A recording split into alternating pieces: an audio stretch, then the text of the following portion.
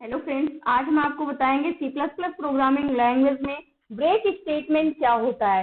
What is break statement in C++ programming language और इसका use क्या होता है और कहाँ कहाँ पर हम ब्रेक स्टेटमेंट का यूज करते हैं, किस कंडीशन पर।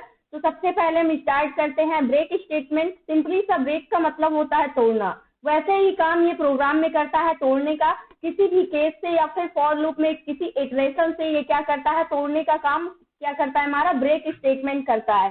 सबसे पहले जो ब्रेक स्टेटमेंट होता है, जो हमारा स्विच केस होता है, इसमें हम केस को तोड़ने के लिए यानी केस से टर्मिनेट होने के लिए, केस को छोड़ने के लिए वहां पर हम किसका यूज करते हैं, ब्रेक स्टेटमेंट का यूज करते हैं।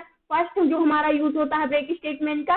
सेकेंड क्या होता है, फॉर लूप में हम क्या करते हैं, किसी भी इटरेशन से ब्रेक होने के लिए हम किसका यूज करते हैं, ब्रेक स्टेटमेंट का यूज करते हैं। यानी कि स्विच केस में अगर आपको किसी केस को क्या करना है, ब्रेक करना है, तो उस कंडीशन पर हम ब्रेक स्टेटमेंट का यूज करते हैं। फॉर लूप में किसी इटरेशन को ब्रेक करना है तो उस कंडीशन पर हम ब्रेक स्टेटमेंट का यूज करते हैं। ये टू सिंपली सा यूज होते हैं ब्रेक स्टेटमेंट के। अगर हम इसको ऐसे देखें, break statement is use inside loop and switch statement, यानी किसी भी लूप के अंदर हम क्या करते हैं, ब्रेक स्टेटमेंट का यूज करते हैं और स्विच स्टेटमेंट में हम क्या करते हैं, ब्रेक स्टेटमेंट का यूज करते हैं। टू कंडीशन पर ही हम क्या करते हैं, ब्रेक स्टेटमेंट का यूज करते हैं। या तो आप किसी लूप के अंदर यूज करेंगे या फिर आप स्विच केस के अंदर यूज करेंगे ब्रेक स्टेटमेंट का। फर्स्ट अगर हम देखें तो फर्स्ट हमारी कंडीशन है स्विच केस में हम कैसे यूज करते हैं, इसको हमने पहले ही बता दिया है कि जब भी आप केस की कंडीशन लिखते हैं, मल्टीपल केसेस लिखते हैं, तो अगर आप ब्रेक का यूज नहीं करेंगे तो सारे केस, अगर आप जिस केस को सिलेक्ट करते हैं कंडीशन को, यानी कि केस को सिलेक्ट करते हैं, वो तो रन होगा ही, साथ में उसके बाद जितने होंगे वो सारे क्या हो जाएंगे, ऑटोमेटिक रन हो जाएंगे। इससे बचने के लिए यानी कि हम केस को क्या कर देते हैं, ब्रेक कर देते हैं। यानी कि जो कंडीशन हम इनपुट करें, यानी जो भी चॉइस हमें चाहिए, जो हम इनपुट करें, सिर्फ वही केस हमें क्या होना चाहिए, आउटपुट में प्रिंट होना चाहिए। अदर्स जितने भी केसेस हैं वो सारे रन नहीं होने चाहिए। यानी मल्टीपल केसेस में से ओनली वन केस ही हमें चाहिए होता है, इसलिए हम स्विच केस का यूज करते हैं। और ओनली वन केस कब हमें मिल सकता है, जब हम क्या करेंगे, जितने भी हमारे केस बने होंगे, जितने भी मल्टीपल केसेस होंगे, सारे में हम क्या करेंगे, ब्रेक स्टेटमेंट का यूज करेंगे, यानी सारे केस को ब्रेक करेंगे, तभी हमें ओनली वन केस मिल सकता है। तो वहां पर उस कंडीशन पर इसको हमने स्विच केस स्टेटमेंट का जो टॉपिक पढ़ा रखा है उसमें हमने बता रखा है कि ब्रेक स्टेटमेंट का हम यूज कैसे करते हैं, यानी कि किसी भी केस से ब्रेक होने के लिए। आज हम बताते हैं सिंपली सा, अगर आप किसी लूप का यूज कर रहे हैं तो उस कंडीशन पर आप ब्रेक स्टेटमेंट का कैसे यूज करेंगे। तो इसके लिए सबसे पहले क्या होता है, सबसे पहले हम क्या करते हैं, इसका प्रोग्राम बनाते हैं, उसके बाद उसको क्या करेंगे, ड्राई रन करके समझेंगे। इसके लिए हम कोड एडिटर पर आ जाते हैं। ब्रेक स्टेटमेंट का हमें प्रोग्राम बनाना है। प्रोग्राम क्या होगा, सबसे पहले आपको क्या लिखना है, हेडर फाइल हैज इंक्लूड, उसके बाद आईओस्ट्रीम हेडर फाइल को, फिर यूजिंग नेम स्पेस एसटीडी, उसके बाद मेन फंक्शन, और यहाँ से इसकी ब्रैकेट को ओपन करना है। अब हमें क्या करना है, जैसे हम सिंपली सा क्या करते थे, मान लीजिए हम यहाँ पर फॉर लूप का यूज कर रहे हैं। फॉर लूप में हम क्या करते हैं, मुझे 1 से लेकर के 10 तक के नंबर्स को प्रिंट करना है। यहाँ से मैंने फॉर लूप को लगा दिया। फॉर लूप में मैंने एक वेरिएबल बना लिया इंट जे, या फिर आप आई ले सकते हैं। आई इक्वल मैंने क्या कर दिया, इसकी स्टार्टिंग वैल्यू 0 कर दी। उसके बाद यहाँ से मैंने क्या कर दिया, आई है उसकी कंडीशन दे दिया, आई लेस देन कितने के, यानी लेस देन इक्वल दे सकते हैं, या फिर सिंपली से हम क्या देते हैं, लेस देन। उसके बाद मैंने यहाँ पर 10 दे दिया। जब तक हमारे आई की वैल्यू क्या नहीं हो जाती है, 10 से कम रहेगी, तब तक हमारा लूप क्या होता रहेगा, टर्मिनेट होता रहेगा। बट जैसे ही 10 के इक्वल होती है, वैसे हम क्या हो जाएंगे, इस लूप से बाहर हो जाएंगे, यानी ओनली 9 तक के नंबर हमें प्रिंट में मिलेंगे। उसके बाद क्या करना है हमें, इसके बाद हम कंडीशन दे देते हैं आई प्लस प्लस, यानी कि वैल्यू इंक्रीज होती रहेगी तभी हमें प्रिंट में मिलेगा। इसको आप लूप में पढ़ चुके हैं। इसके बाद यहाँ पर मान लीजिए हमें करना क्या है, हम चाहते हैं कि हमने जो कंडीशन दी है, हमें 9 तक के नंबर प्रिंट में मिलेंगे, लेकिन हम चाहते हैं कि हमें सिर्फ 4 नंबर ही प्रिंट में मिले या 5 नंबर ही प्रिंट मिले, उसके बाद के नंबर हमें प्रिंट में नहीं चाहिए। यानी कि हमें अपनी लूप को सिंपली सा 5 तक ही चलाना है, उसके आगे नहीं टर्मिनेट करना है, नहीं चलाना है। इसके यूज के लिए हम एक कंडीशन दे देते हैं। कंडीशन क्या देते हैं, इस कंडीशन के अंदर हम दे देते हैं, इस कंडीशन में हम क्या देते हैं, यहाँ पर आई इक्वल 5 के जैसे ही हो वैसे ही क्या हो जाए, हम ब्रेक हो जाए। इसके बाद हम इस कंट्रोल जेड करते हैं यहाँ से।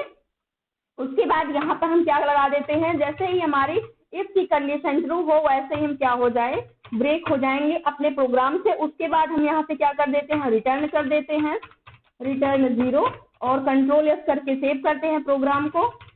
ब्रेक स्टेटमेंट F11 से रन करते हैं अपने प्रोग्राम को। जैसे ही रन किया सक्सेसफुली हमारा प्रोग्राम क्या हो चुका है, रन हो चुका है। सबसे पहले यहाँ पर आपको कुछ भी रिजल्ट प्रिंट में नहीं मिल रहा है। क्यों प्रिंट में नहीं मिल रहा है? सबसे पहले हमने इसकी स्टार्टिंग वैल्यू यहाँ से कर दी है, यहाँ पर i इक्वल 0 के, उसके बाद i यहाँ से लेस देन 10 के, और यहाँ से i प्लस प्लस। इसके लिए हमने इतना सिंपली सा किया हुआ है, लेकिन ये हमें वैल्यू प्रिंट में नहीं मिल रही है। यहाँ पर हमें कोई वैल्यू इसलिए प्रिंट में नहीं मिल रही है क्योंकि हमने अपने प्रोग्राम को तो लिख लिया, यानी लूप को तो लगा दिया है, लेकिन हमने वैल्यू को प्रिंट ही नहीं किया कहीं पर। इसलिए जैसे ही हम अपने प्रोग्राम को रन करते हैं वैसे ही हमें क्या मिलता है, यहाँ पर हमारा जो प्रोसेस होता है वो एक्साइटेड यानी यहाँ से हट जाता है और हमें कुछ भी यहाँ पर प्रिंट में वैल्यू नहीं मिल रही है। इसके लिए हमें क्या करना होगा, सबसे पहले यहाँ से हमने जो वैल्यू ली है यानी कि आई वाले वेरिएबल में ले रखा है, जो हमारा इटरेशन का कार्य कर रहा है वो आई है। इसके लिए हम यहाँ पर प्रिंट करेंगे। प्रिंट करने के लिए काउट फंक्शन का यूज करते हैं और आई को हमने क्या कर दिया, प्रिंट कर दिया। और हम चाहते हैं कि जो हमारे नंबर्स हैं वो स्पेस से अगर प्रिंट में मिलने चाहिए तो आप यहाँ से क्या कर देंगे, स्पेस भी दे सकते हैं। यहाँ से 0 1 2 3 4 5 तक की वैल्यू प्रिंट में मिल रही है। अगर हम यहाँ से बैक स्लैश n कर देते हैं तो हमें नेक्स्ट लाइन मिलेगी यहाँ से। इसके लिए हम सिंपली सा एंड एल कर देते हैं और सेव करते हैं, F11 से रन करते हैं। जो हमारे नंबर्स हैं वो नेक्स्ट लाइन में प्रिंट में मिलने चाहिए। यहाँ से आपको क्लियर दिख रहा होगा 0 1 2 3 4 5 तक के नंबर्स हमें प्रिंट में मिल रहे हैं। ऐसा क्यों हो रहा है? क्योंकि हमने यहाँ पर क्या किया है, ब्रेक स्टेटमेंट का यूज किया है। अब ये सारी चीजें कैसे वर्क कर रही है अब इसको हम समझते हैं। समझने के लिए सबसे पहले हमें इसको ड्राई रन करना होगा। इसके लिए सबसे पहले हो क्या रहा है इसको हम देखते हैं नोटबुक पर। यहाँ पर सबसे पहले क्या है, हमने एक लूप बना रखा है जो कि क्या है, फॉर लूप है हमारा। फॉर लूप में हमने जो कंडीशन दी है वो कंडीशन क्या है, जो हमारे आई की वैल्यू है वो 0 से स्टार्ट होगी, उसके बाद आई लेस देन कहाँ तक जाएगी, 10 तक जाएगी। उसके बाद हमने क्या कर दिया है, आई प्लस प्लस कर दिया है। इसके बाद हमने क्या किया है, यहाँ से आई को प्रिंट कर दिया है, यानी यहाँ से हमने काउट फंक्शन की हेल्प से आई को क्या कर दिया है, प्रिंट कर दिया है और नेक्स्ट लाइन कर दिया है। तो नेक्स्ट लाइन हमें क्या होती रहेगी, प्रिंट में मिलती रहेगी। इसके बाद हमने क्या किया है, इसी में हमने एक कंडीशन दे दी है। इफ कंडीशन क्या दिया है, इफ कंडीशन के अंदर हमने दे दिया है आई इक्वल 5, ये कंडीशन दे दिया। उसके बाद हमने क्या कर दिया है, ब्रेक कर दिया है,